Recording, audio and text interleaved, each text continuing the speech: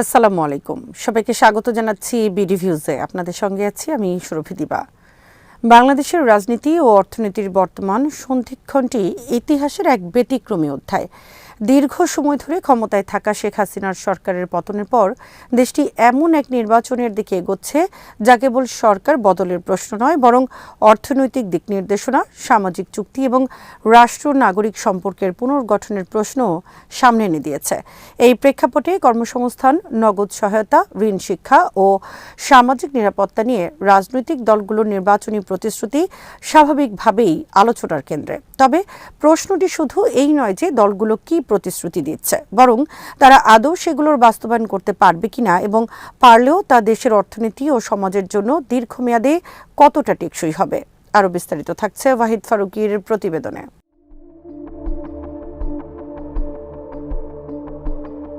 বাংলাদেশের ভোটার কাঠামোর একটি বড় অংশ তরুণ।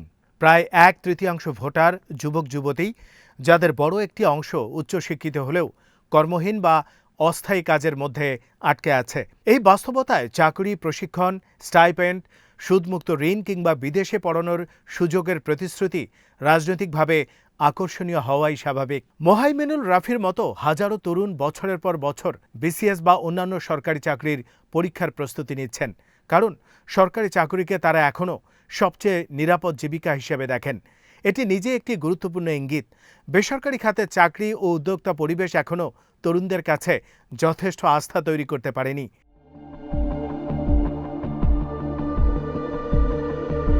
এই আস্থাহীনতার পেছনে অর্থনৈতিক বাস্তবতা রয়েছে। সাম্প্রতিক বছরগুলোতে বাংলাদেশের প্রবৃদ্ধি হার 4 থেকে 5% আশেপাশে ঘোরাফেরা করছে, যেখানে 2019 সালের আগে তা ছিল 8% বেশি। দীর্ঘস্থায়ী উচ্চ মূল্যস্ফীতি সাধারণ মানুষের ক্রয় ক্ষমতা কমে দিয়েছে। দারিদ্র্য হ্রাসের যে অর্জন ছিল তা অনেক ক্ষেত্রে উল্টো পথে গেছে। একই সঙ্গে বেসরকারি বিনিয়োগ স্থবির হয়ে আছে। জিডিপির প্রায় 22 থেকে 23% আটকে রয়েছে, যা নতুন কর্মসংস্থান তৈরির জন্য যথেষ্ট নয়। এর উপর রয়েছে রাজস্ব সংকট, কর জিডিপি অনুপাত 7%-এর নিচে, যা দক্ষিণ এশিয়ার অন্যান্য দেশগুলোর তুলনায় কম এবং একটি কল্যাণমূলক রাষ্ট্র পরিচালনার জন্য মারাত্মকভাবে অপর্যাপ্ত।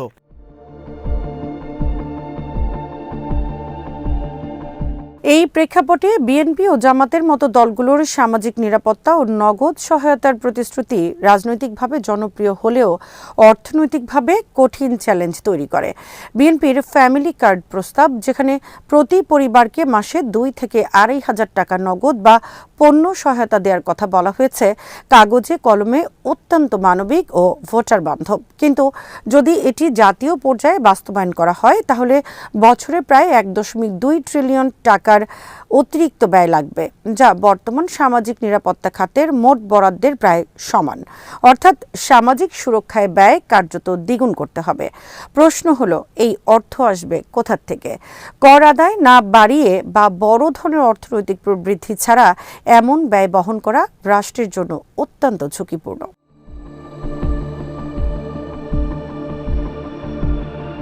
জামাতের স্মার্ট সোশ্যাল সিকিউরিটি কার্ড তুলনামূলকভাবে কাঠামোগত।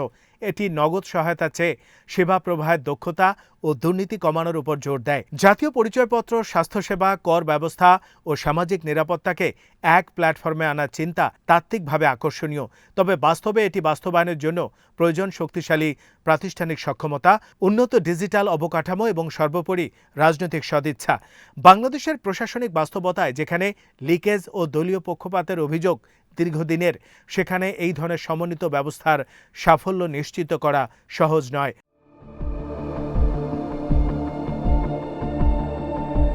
চাকরির প্রশ্নে দুই পক্ষের প্রতিশ্রুতি উচ্চাকাঙ্ক্ষী। বিএনপির 18 মাসে 1 কোটি চাকরি সৃষ্টি বা জামাতের 5 বছরে কোটি কোটি তরুণকে প্রশিক্ষণ ও কর্মসংস্থানের আওতায় আনার পরিকল্পনা শুনতে আশাব্যঞ্জক। কিন্তু অর্থনীতিবিদরা বলেন, এমন কর্মসংস্থান সৃষ্টির জন্য প্রয়োজন ধারাবাহিকভাবে 8 থেকে 10% প্রবৃদ্ধি এবং বিনিয়োগে বড় উল্লম্ফন। শুধু সরকারি নীতি বা ঘোষণার মাধ্যমে এটি সম্ভব নয়। বিনিয়োগকারীদের আস্থা, রাজনৈতিক স্থিতিশীলতা, ন্যায়সঙ্গত প্রতিযোগিতা এবং দুর্নীতিমুক্ত পরিবেশ না থাকলে এসব প্রতিশ্রুতি বাস্তবতার মাটিতে দাঁড়াবে না।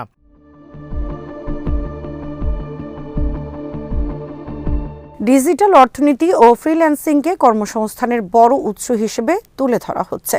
আন্তর্জাতিক পেমেন্ট গেটওয়ে চালু করা, আইটি চাকরির সৃষ্টি, ফ্রিল্যান্সার তৈরি, এসব পরিকল্পনা অবশ্যই সময়োপযোগী। বাংলাদেশ ইতিমধ্যে বৈশ্বিক ফ্রিল্যান্সিং বাজারে একটি উল্লেখযোগ্য অবস্থান তৈরি করেছে। তবে এই খাতেও সমস্যা রয়েছে। আয় অনিশ্চিত, সামাজিক সুরক্ষা নেই এবং বৈদেশিক লেনদেনের জটিলতা এখনও পুরোপুরি কাটেনি। শুধু পেমেন্ট গেটওয়ে চালু করলেই সমস্যার সমাধান হবে না। প্রয়োজন দক্ষতা উন্নয়ন, আন্তর্জাতিক মানের শিক্ষা ও আইনি সুরক্ষা। ওয়ান টিচার ওয়ান ট্যাব, এই টিচারদের কাছে ছোট ট্যাব বা কম্পিউটার। শিক্ষা খাতের প্রতিশ্রুতিগুলো একইভাবে দ্বিমুখী। একদিকে ট্যাব দেয়া, মাল্টিমিডিয়া ক্লাসরুম, কারিগরি শিক্ষা বাধ্যতামূলক করা, এসব আধুনিকায়নের কথা বলে। অন্যদিকে বিদেশে পড়ানোর জন্য ঋণ বা স্কলারশিপের প্রস্তাব তরুণদের আকৃষ্ট করছে। কিন্তু উন্নত বিশ্বে ছাত্র ঋণের যে নেতিবাচক অভিজ্ঞতা দেখা যায় তা আমাদের জন্য সতর্কবার্তা। উচ্চশিক্ষাকে ঋণ নির্ভর করলে ভবিষ্যতে একটি ঋণগ্রস্ত প্রজন্ম তৈরি হওয়ার ঝুঁকি থাকে। বরং লক্ষ্যভিত্তিক স্কলারশিপ ও দেশে মানসম্মত শিক্ষা ও গবেষণার পরিবেশ তৈরি করা বেশি টেকসই হতে পারে।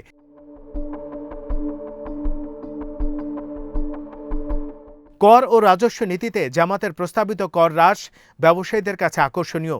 এটি দ্বিমুখী চাপ সৃষ্টি করে। একদিকে কর কমালে বিনিয়োগ বাড়তে পারে, অন্যদিকে রাজস্ব আরও সংকুচিত হওয়ার ঝুঁকি থাকে। যদি কর প্রশাসনের দক্ষতা দ্রুত না বাড়ে, বাংলাদেশের মূল সমস্যা কর নয়, বরং কর জালের সংকীর্ণতা ও দুর্বল প্রশাসন। স্বয়ংক্রিয় কর ফাইলিং, স্বচ্ছ মূল্যায়ন ও দ্রুত রিফান্ড ব্যবস্থা ছাড়া শুধু কর কমানো বা বাড়ানো কোনোটাই কাঙ্ক্ষিত ফল দেবে না।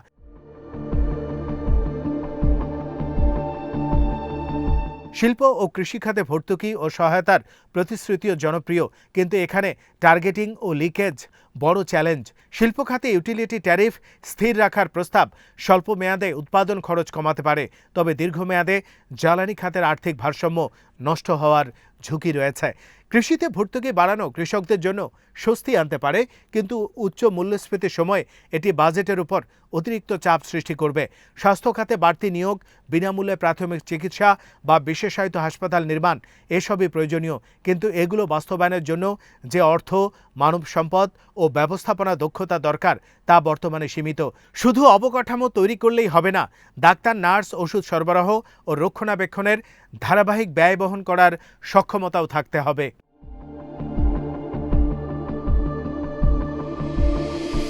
সবশেষে নির্বাচনী প্রতিশ্রুতির সাফল্য বা ব্যর্থতা নির্ভর করবে একটি মৌলিক বিষয়ের উপর, শাসন ব্যবস্থার মান। যদি ব্যবসার ক্ষেত্রে চাঁদাবাজি, চাকরিতে ঘুষ, প্রশাসনে দলীয়করণ বন্ধ না হয়, তাহলে যত ভালো পরিকল্পনাই থাকুক না কেন তার সুফল সাধারণ মানুষের কাছে পৌঁছবে না। মোহাইমিনুল রাফির কথায়, সংস্কৃতি না বদলালে আমরা আবারও একই জায়গায় ফিরে যাব। এই নির্বাচন তাই শুধু প্রতিশ্রুতির প্রতিযোগিতা নয়, এটি একটি বাস্তবতা পরীক্ষার মুহূর্ত। রাজনৈতিক দলগুলোকে প্রমাণ করতে হবে যে তারা কেবল জনপ্রিয় স্লোগান নয়, বরং কঠিন সংস্কার, রাজস্ব বাড়ানো, দুর্নীতি দমন ও অন্তর্ভুক্তিমূলক প্রবৃদ্ধির পথে হাঁটতে প্রস্তুত। তা না হলে চাকরি, নগদ সহায়তা ও ঋণের প্রতিশ্রুতি হয়তো ভোট আনবে, কিন্তু দেশের অর্থনীতি ও সমাজকে দীর্ঘমেয়াদে স্থিতিশীল করতে পারবে না। আজ এখানেই শেষ করছি। সবাই ভালো থাকুন, সুস্থ থাকুন আর দেখতে থাকুন বিডি ভিউজ। চ্যানেলটি ভালো লাগলে সাবস্ক্রাইব করুন। সংযুক্ত থাকুন আমাদের ফেসবুক পেজে। আল্লাহ হাফেজ।